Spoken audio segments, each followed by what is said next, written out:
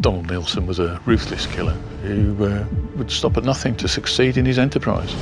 You're dealing with a killer, a callous, vicious man.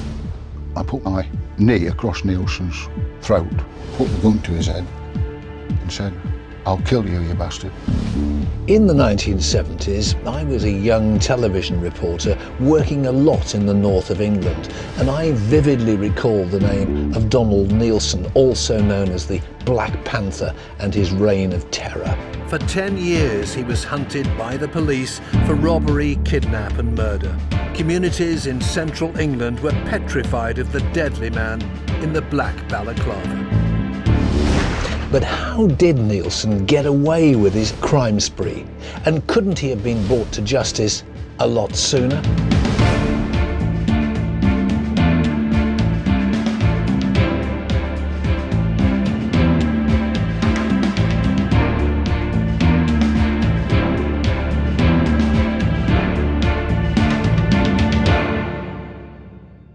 I'm Fred Dinenage, and as the official biographer to the Kray twins, I quickly learned that the myth of crime can often overtake the facts of what actually happened.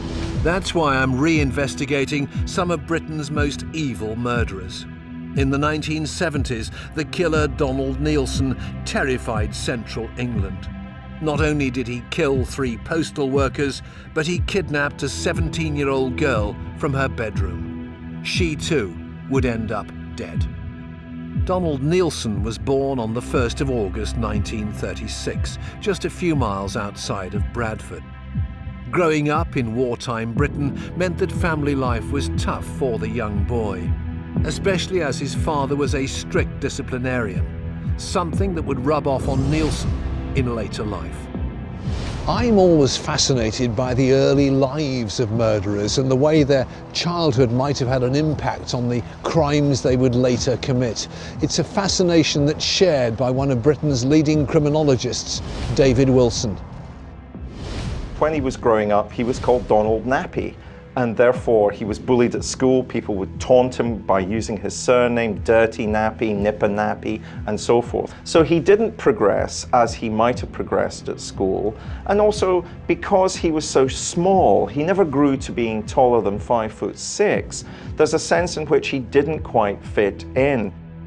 He's incredibly close to his mother, but when he's 10, his mother dies, and that leads to the first time he gets into trouble. He breaks into the local co-op, and therefore the first brush with the law. It wasn't until Neilson turned 18 that he found some direction in his life.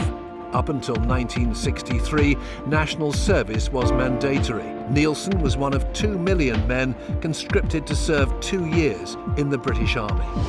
One man who, in the 1970s, reported on the Panthers' case and trial is Andrew Wright. He met some of the key characters involved, and he's agreed to share with me what he knows. He loved the army, absolutely loved it. He was called up for national service, and he did his normal training. Surprisingly, he failed his Bren gun training, so he had to go and do his 10-week training course all over again. He later said that he'd done that on purpose, and it wouldn't surprise me actually, because he so loved the army. He just wanted to carry on. It was the happiest part of his life so far. Neilson served in Kenya, Cyprus and Aden during his 2 years in the army. Such was his devotion that he only asked for one break. That was to marry his childhood sweetheart, Irene. It was a secret affair, and neither Donald nor Irene's family were told of the ceremony. By 1960, they had a daughter, Catherine. So Donald left the army in search of a new career to support his family. So he's come out of the army, he's a married man, he's going to try and find a job, he's going to try and find some place to live. But he's a drifter, he's restless. He's never been much of an apprentice. He's developed carpentry skills, plumbing skills, but nothing that he does, he's really able to stick at. I think probably his most successful enterprise was in fact doing building for various people. But it didn't make him a lot of money, and he yearned to do better. So he's ruthless and listless, and crucially, he needs to find a way of explaining that, not just to those people around him, like his wife, but he needs to find a way of explaining not getting on to himself. I think he was fairly cheesed off because he was working his what's-its off, and around him he saw various people, particularly immigrants, I think, who he felt were getting money off the state, and he didn't see why they should get more money than he was actually earning. So in the winter months, he turned to crime. By 1965, aged 29, Neilson began breaking into houses and targeted the middle classes. He believed they were the only people to keep their money at home. Now, he's incredibly successful as a house burglar. Indeed, there are some 400 burglaries which he is believed to have committed, and he was never caught by the police. He would keep the newspaper cuttings of the burglaries when they were reported. As a psychologist, a criminologist, I know that often offenders will take cuttings of their crimes, often in a voyeuristic way. But in relation to Neilson, the indication is that he kept those cuttings as a way of informing himself. And it was almost as if it was a manual that he was training himself up so that he could become a better burglar. And Neilson wanted a better life for his family. He changed their surname from Nappy to Neilson to avoid his daughter Catherine suffering the same bullying he'd experienced. They had no idea about his secret life and also played an unwitting role in helping him prepare for his robberies. Unlike a family that goes out into the park to go for a picnic or whatever, Neilson would take them on maneuvers. He would go and hide in the woods and have them find him. So these were like trial runs, if you like, and the family were intimately bound up with these trial runs, although there's absolutely no evidence to indicate that they were aware of what Neilson was doing behind their backs. The house robberies gave Neilson enough cash to get through the winter, but he wanted to make more. He was after more money for the risks he was taking. Neilson decided to move to the next level. Back in the 1970s, many villages in the Midlands had small community post offices where people used to keep their money. Neilson decided to adapt the techniques he'd used for breaking into people's houses to entering small post offices in the middle of the night. Neilson was meticulous in his preparation. He would spend weeks studying the layout of his intended target. He made every attempt to ensure he'd never be caught. He's usually masked, he's dressed in black, he's clearly wearing gloves, he's carrying a gun. The gun was loaded. This wasn't just for show. He was intending to use these weapons. To get some insight into the mind of an armed robber, I've arranged a meeting with Tom Carrigan. In the 80s and 90s, he committed a series of armed robberies on post offices and banks. He was released having served a 9-year sentence. How did your own life of crime begin? I was about 15 when I robbed my first shop. And we got in with people who were a bit older than us and who were a bit more ruthless than us as well. And so going along on robberies with those kind of people, gave us a sense of ruthlessness as well to carry out, serious armed robberies with loaded weapons. Did it never occur to you could kill somebody? Yeah. But it didn't worry you? Didn't worry us, no.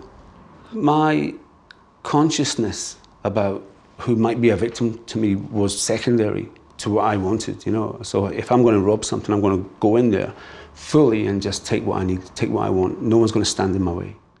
This was a motto that Donald Neilson also stood by as he began breaking into post offices throughout central and northern England.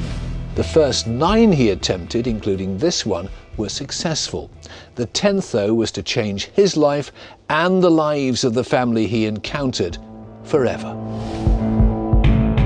Donald Neilson was 37 when he targeted a small sub-post office in Harrogate, 20 miles north of his home. As the Skepper family slept inside, Neilson turned off the power to the alarm and entered the premises. But things didn't go to plan.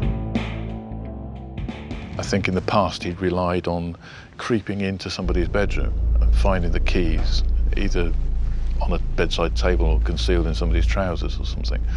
This time he couldn't find any, and he therefore had to go and wake somebody up. Neilson forced the postmaster's 18-year-old son at gunpoint to search for the keys. Unable to find them, the Black Panther marched the son into his father's bedroom. Donald Skepper woke immediately. He was faced with a man dressed in black, pointing a shotgun at him. Realizing the intruder was alone, the postmaster leapt out of bed to attack him. Get him! Neilson didn't hesitate in pulling the trigger, killing Donald Skepper dead in front of his family. He escaped without stealing any money, leaving a scene of devastation behind. If you're constantly getting your money, getting access to your money by committing robbery and never being caught, then it's like going to the office. Has he had a good day at the office? He gets lots of money. A bad day at the office, somebody tries to stop him, he has to shoot them. But he sees it as simply an occupation. This gives him the stature that's denied to him by only being 5'6". This gives him the confidence that's knocked out of him at school because his surname was Nappy. These things are really central in trying to explain the story of the Black Panther. Neilson had no remorse for the man he'd murdered. It was a warning to other postal workers not to get in his way. The Black Panther wouldn't be afraid to kill again to get what he wanted. I'm Fred Dinenage, and I'm investigating the crimes of the Black Panther, Donald Neilson. How did he manage to murder 4 people, commit over 400 robberies, and evade the police for so long? In 1974, Neilson was being hunted by the police for the murder of postmaster Donald Skepper. The thief was now a killer, but it didn't deter him from continuing with his spate of robberies. In one very successful robbery, after the first shooting, he escapes with something like £4,500, and he goes and cashes the postal orders that he got from that robbery in the Midlands, whereas in fact he'd robbed in the north. And in signing for the postal order, he'll often use pseudonyms which are deliberately chosen to taunt the police. So for example, he'll sign a name saying B Where or C Trail, because the postal order can be traced back to the particular post office that was robbed, and he's taunting the police. He's letting the police know, I've got one over on you. He had rules, and those rules were things like he would always take money, cash, and orders, things that couldn't be traced. He'd never have a third party involved, so he didn't have to fence stuff. And he always had an escape route completely planned out. Unlike Neilson, Tom Carrigan never pulled the trigger when he was an armed robber. But he does know the mentality needed to commit such frightening crimes.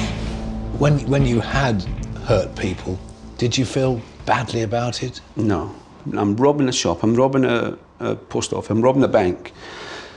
In my head, there wasn't any victims to what I was doing, because this was an institute I was robbing, or something that had loads of money. Everybody knows, or should know, to stay out the way. If you get in the way, it's your choice, So if you want to come against, somebody with a mask and a loaded shotgun, with a clear intent to not get caught, then you have to live with that consequence.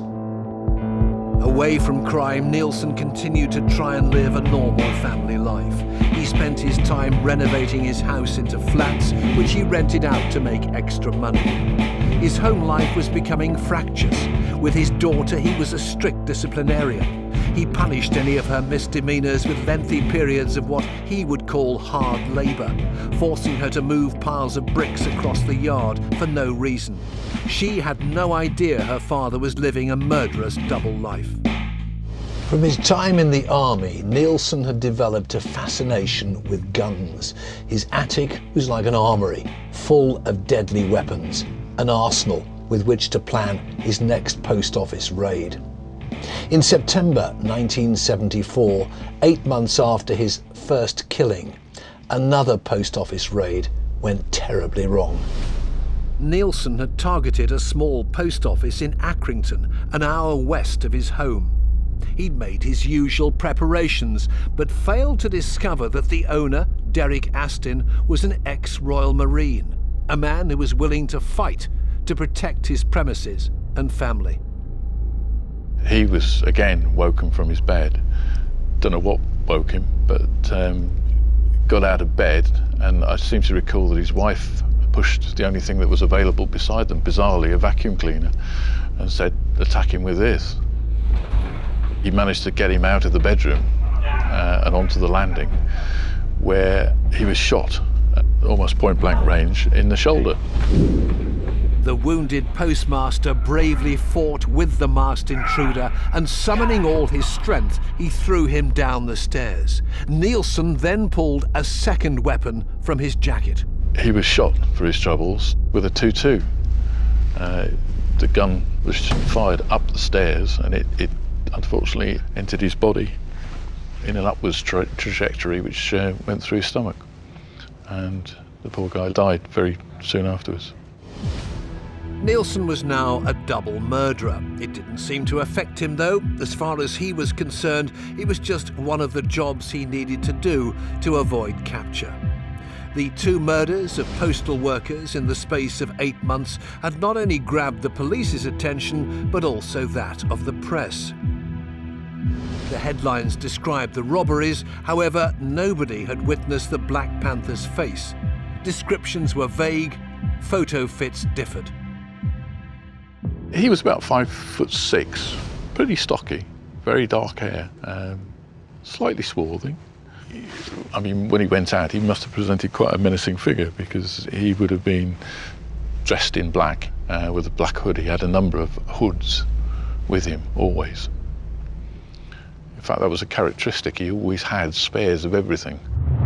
How did Neilson see himself? I think Neilson did not see himself as an offender. He used so many techniques of neutralization to justify his behavior. He was just an honest bloke being prevented from making his way in the world because there are too many rich people, too many people on benefits. A working class fellow can't get a start in life, must turn to crime if he's going to provide for his family. And I think crucially, a lot of the dressing up, like wearing the camouflage gear, wearing the mask, all of this gives us a clue, a window into thinking about his psychology. It's almost like a roller coaster. You know, your mask is on your head and you're ready, you've got everything, you've got your weapons in place, everything's in place now. The fantasy's now just about to become real. And so you're at the height of one of the, I guess one of the best feelings that I've ever had. You know, and the last thing you want to do is make that not happen. You know, and so as soon as you pull that mask down, you become somebody else. You psychologically cut yourself off from being a caring human being. Neilson had established a routine. In the summer, he would carry out work as a joiner and take his family on inexpensive holidays. As the winter months approached and the work dried up, he'd begin planning his next set of robberies. Neilson was probably unaware that his next victim had also spent time in the forces. He'd also suffered 4 years as a prisoner of war. Sidney Grayland and his wife Peggy were in their mid-50s and ran the local post office in Langley. He always claimed to have thoroughly researched each of his targets. And I don't think he can have done in the Grayland case, because the Graylands had a very specific routine. Sidney Grayland always, after he'd received the mail and seen the last mail out of the place, he would then go and do a locking up procedure and go and fetch the car ready to take his wife home. And he stuck to that routine. Everybody said that. But this night when he went out, his wife heard a bump, and lo and behold, he'd encountered the Black Panther. Peggy Grayland went into their garage and discovered her husband Sidney slumped on the floor. He tried to warn her he'd been shot. Before she could react, an unmasked Donald Neilson attacked her.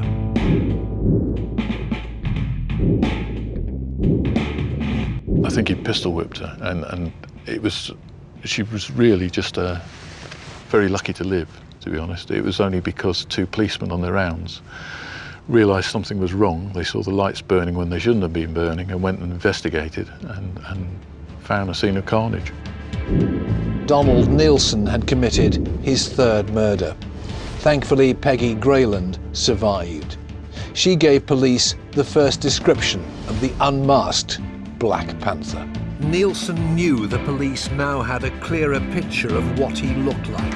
He was also concerned that post office security had become too tight to continue his robberies. But crime was his main source of income, and he wasn't willing to stop. He would soon be wreaking more havoc through central England, this time as a kidnapper.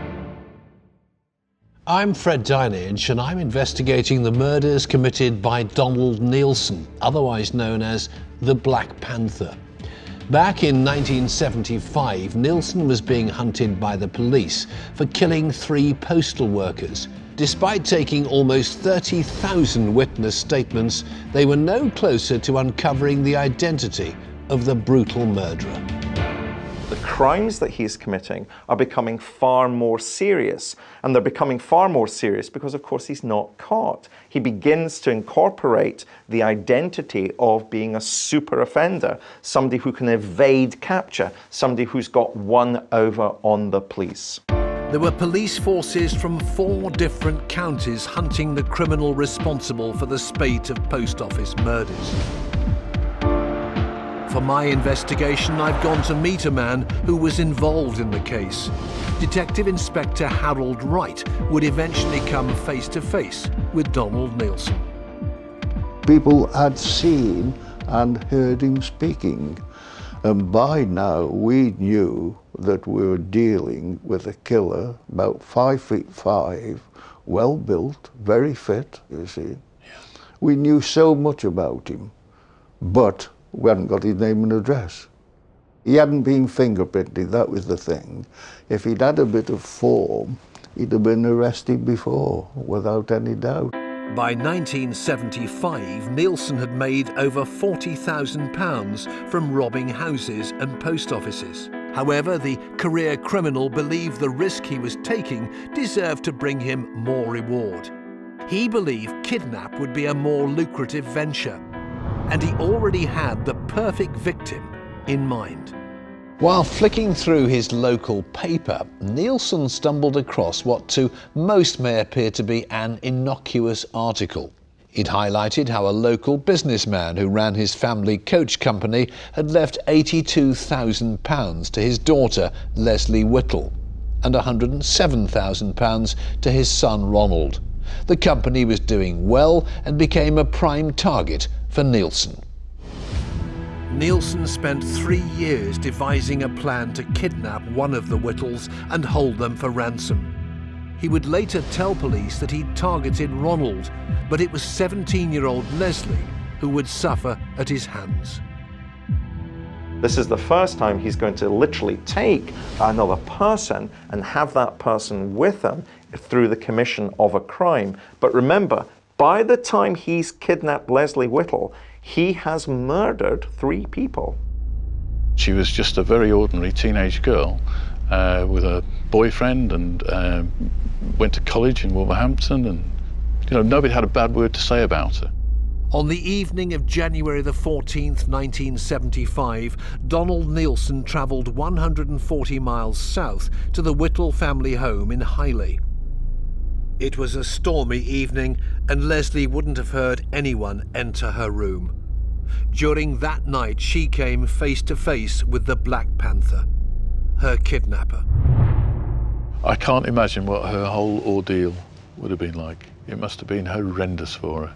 From the moment when she was taken, kept in the back of her car, underneath a piece of foam mattress, if the Panther's to be believed, transported all that way. I mean, it must have taken, I would think, at least an hour and a half, maybe 2 hours to get to Kidsgrove.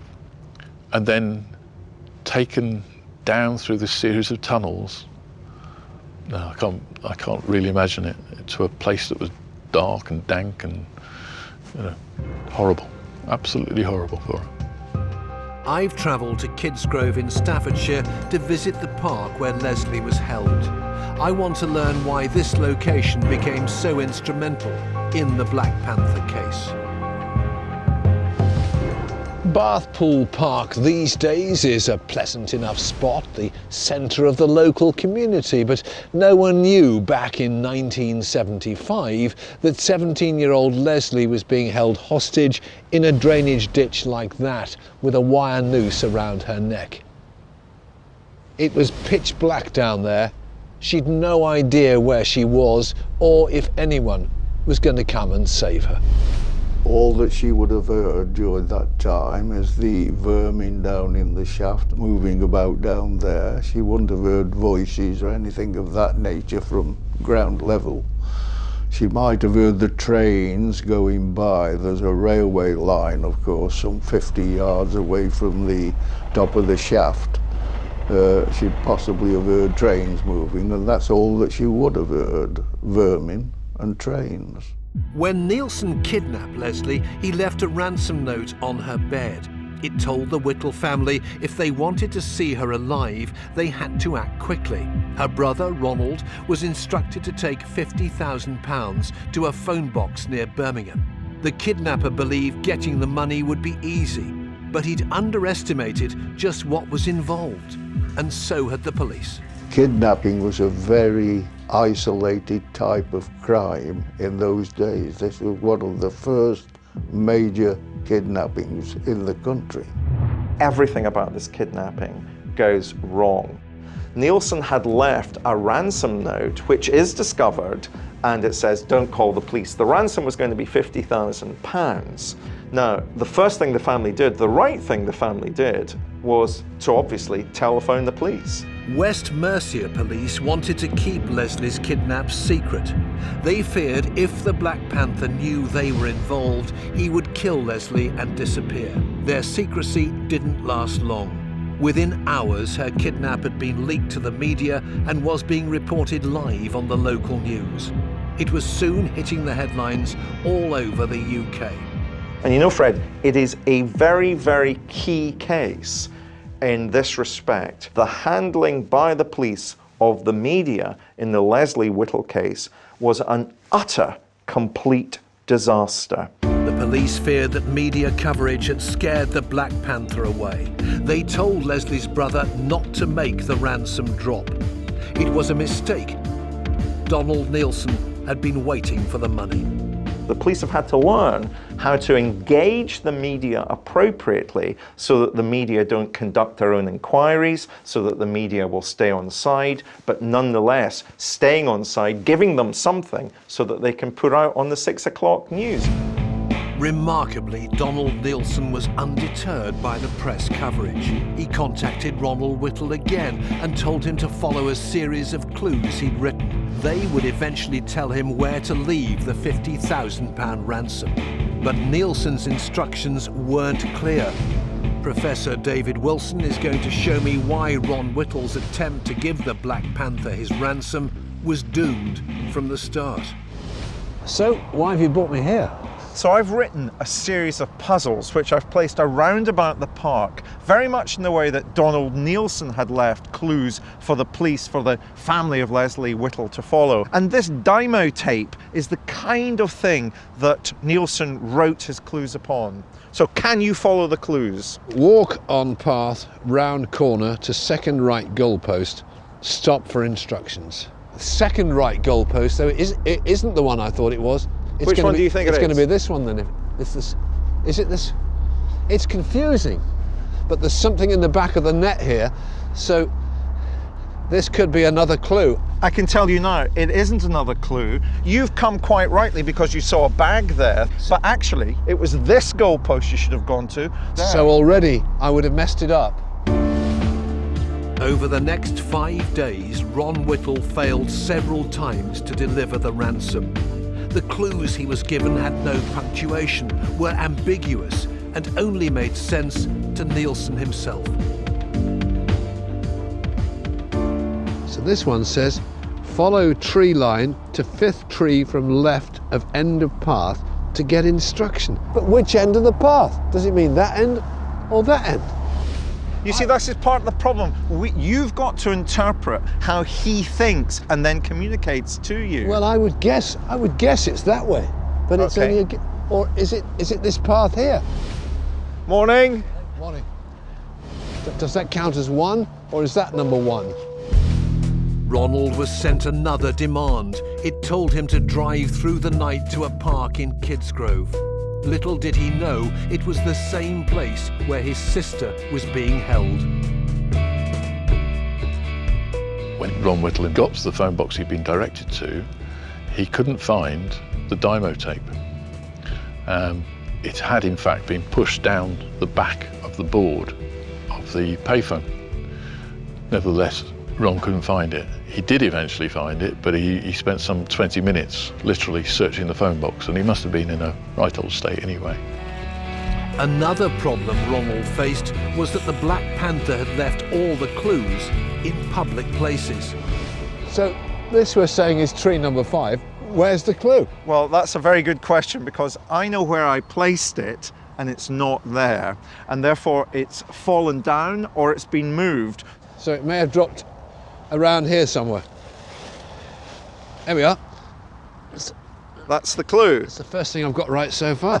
It's And incredible. what does it say? It says, put bag with money into ditch by next tree. But there's another problem. Which way? Which way? Which God. way did he mean? What a- By the next tree? Is it that tree or is it that tree there? What a nightmare. It's clear to see that with time against him and in a distressed state, Ronald Whittle would have had no chance following the Black Panther's demands. The last clue took him to Bathpool Park, where he waited for a torchlight to flash at him. But again, he'd misread Neilson's instructions and was in the wrong place. Neilson was obviously watching from a vantage point. Ron Whittle had been directed to look for Neilson flashing a light, a torch. Neilson saw, in fact, a police car early on. He said he saw a helicopter, something denied by the police. And he started to believe that a police operation had been put together. So he was spooked. Donald Neilson made several attempts to collect the ransom, but each time he failed. A week after Lesley's kidnap, communication stopped. The Whittle family had no idea if Lesley was dead or alive, and worse was yet to come. I'm Fred Dinenage, and I'm investigating the crimes Donald Neilson committed in the 1970s. He killed anybody who would get in his way, And now he was responsible for the kidnapping of a 17-year-old girl called Lesley Whittle. Donald Neilson disappeared when he didn't receive the ransom he demanded for Lesley Whittle's safe return. The search was now on, not only to catch the man known in the media as the Black Panther, but also to find Lesley Whittle. 7 weeks had passed after the failed ransom drop at Bathpool Park. Now Harold Wright and his team carried out a proper search of the area. They discovered a tunnel running 60 feet under the park. Inside, they found Lesley Whittle's dead body. She'd been hanged. It was a shocking sight when a 17-year-old girl, wired noose round her neck, hanging down there in pitch darkness. That poor girl had been hanging there possibly for several days before she died. Even if he'd meant the girl to remain alive, he'd left her 60 feet underground with a wire noose round her neck so that if she'd slipped, she'd have hung herself. So she couldn't move about off the landing or anything. She was fastened there like a dog. The search for the Black Panther went cold. There'd been no new post office raids or kidnaps, but the police weren't giving up. Every day we briefed 150 officers or thereabouts as to what had gone on during the previous 24 hours while they'd been on duty, you know. And this was every day for 9 months. It's not thing that died away and then come back again. It was by pure chance that Stuart Mackenzie became involved in the case. He was a bobby on the beat at the time. Now I'm going to find out how he and his colleague Tony White became instrumental in the capture of the Black Panther. We were sat down the side road, catching up on the previous night's paperwork. And whilst we were sat there, Tony looked up through the front windscreen of the car and said, "See that chap there? I don't like the way he's walking. Something wrong with him." So he says, "Come on, let's go and check him out." So I drove the car and we pulled up at the side of him. Tony then wound the window down of the car and said, "Good evening, sir. Would you mind telling us your details?" And the next thing I hear is, "Don't move. Any tricks and you're dead." To which I sort of looked to me left and saw that I was looking down the business end of a sawn-off shotgun. To which my words were, "Fucking hell."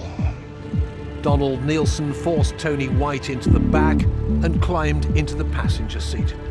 And then he put the gun in my armpit and he said, "Drive, any tricks and you're dead." Of course I said, "Well, where to?" He says, "Just drive, any tricks and you're dead." The Black Panther demanded they drive him to Blidworth, a town 6 miles away. At no point were they to look at him or each other. Slowly, Stuart's colleague managed to change his position on the back seat. At that point, we got eye contact. And my main concern was, you know, sort of kept doing that. In other words, get this gun from out of my armpit. And he kept going, you know, sort of shaking his head and saying no. And I'm going down towards this junction. And I said, "That's it, I'm lost." I said, "I don't know whether we'll go right here." And I physically swung the car over to the wrong side of the road, or whether we go left, and I swung it back again. And at that point, Neilson looked out the window. I hit the brakes of the car, the gun goes off. And at the same time, I've hit the door and I've rolled out the police car. As I'm doing that, Tony shouts, "He shot me." Thinking that his partner was dead, Stuart forced Neilson out of the car. In doing so, he grabbed hold of the shotgun that had nearly killed him. I put my knee across Neilson's chest and throat, put the gun to his head and said, "I'll kill you, you bastard." And I'm not ashamed to say that, because it was our lives that were at risk. And I'm sort of stood like this with an arm lock, and unbeknown to me, is ferreting under his jacket. And as we found out later, he'd got knives under his coat. That's what he was going for. Miraculously, Tony White wasn't dead and came to Stuart's aid. Their car had come to a standstill outside a fish and chip shop. The customers came out to help subdue the man who'd attacked the police. In the end, Stuart and Tony had to prevent members of the public killing the man they'd captured. It had taken 10 years, but through a stroke of pure luck, the Black Panther's reign of terror was finally at an end. Next morning, I was on duty at Kidsgrove when an assistant chief constable from Nottingham phoned up and spoke to me. He said, "I think we've got your man," simple as that. I said, "We'll come over." So we brought him back and we got to Kidsgrove about 1:30 in the morning. But we didn't go to bed. We had a couple of hours talk with Neilson. What did he say to you? Well, not admitting anything, but at least he gave us a name and address. The police searched Neilson's house and quickly discovered the attic. There they found his cache of weapons. We recovered so many exhibits at the house, we didn't need him to confess to the crime. You'd got him back to We rights. got enough evidence to put him before the court and say to the jury, "Well, you decide." On June the 14th, 1976, Donald Neilson pleaded not guilty to the 9 charges against him, including the murder of 4 people. The trial at Oxford Crown Court meant the public were finally going to hear from the man who'd evaded capture for 10 years. You know, it's very, very unusual in my experience, and I've been to many court cases about serial offenders. They rarely take the stand. Neilson wanted to go and put his side of the story because he believed he had a side to describe. It's an incredibly arrogant attitude. And you sat very close in court on a number of occasions to Neilson. What were your impressions of him? He really did look a little bit evil, menacing. The one time that really stands out for me was when he was handed a weapon, one of the sawn-off shotguns that he'd used in his raids, and just in front of him were all the exhibits. There were 2 rows of exhibits, and there were shells from those guns, and he was handed the gun, and he literally turned it round like that, and everybody in the press box and in the galleries and so on all instinctively ducked. He almost was trying to present himself as some kind of anti-hero. For example, in terms of robbing the sub-post offices, he said, well, it's government money. Nobody's been harmed, ignoring, of course, the fact that he had murdered 3 sub-postmasters in the commission of those robberies. So he's using a variety of techniques of neutralization to say, don't think of me as this really bad offender. I'm just a regular guy, is the kind of attitude that he's trying to put over. The crucial part of Neilson's testimony came when he described the death of Lesley Whittle. He admitted that he ran back down the complex to hide, and he claimed that it was at this point that Lesley went over the edge as she tried to make room for him on what was a fairly narrow ledge. I think it was one of the times he gave himself away, because he said, she saw my face, she saw the panic in my face. And he said, well, you'd always told us that you were wearing a mask. And he said, no, it was my kind of demeanour, and he tried to backtrack, but he had said that. I think we can dismiss his argument quite simply. He has, by the stage that he kidnapped Lesley, already killed 3 people. I've got no doubt that when he didn't get that ransom, he killed Lesley Whittle. This was a belief that was also held by the jury, and after just 5 hours deliberation, they returned to give their verdict. Donald Neilson was found guilty. He was given 5 life sentences for the murder of Lesley Whittle and the 3 postmasters. The judge recommended that Neilson receive a whole life tariff. He's now spending the rest of his life in prison. The impact of his crimes is still felt amongst the victims and their families today. Stuart Mackenzie and Tony White both received a Queen's Gallantry Medal for capturing Donald Neilson. It wasn't so much for us, but we'd done something that every policeman in the country had been trying to do, and when we'd arrested him, we thought, yes, we've got him. And this medal really is for whole police force to say that we got one of the most evilest, dangerous men that ever walked this earth at that time. The list of Donald Neilson's crimes makes shocking reading. He committed over 400 robberies, 2 attempted murders, and carried out 4 brutal killings. The facts of this case are extraordinary. The police took 30,000 witness statements, and still it took a simple coincidence to catch this lone man. It shows that sometimes, no matter how hard the police work, it is a random piece of luck that's the important factor in bringing a criminal to justice. Without that luck, Donald Neilson may never have been caught. Thankfully, he is behind bars and will remain there for the rest of his life.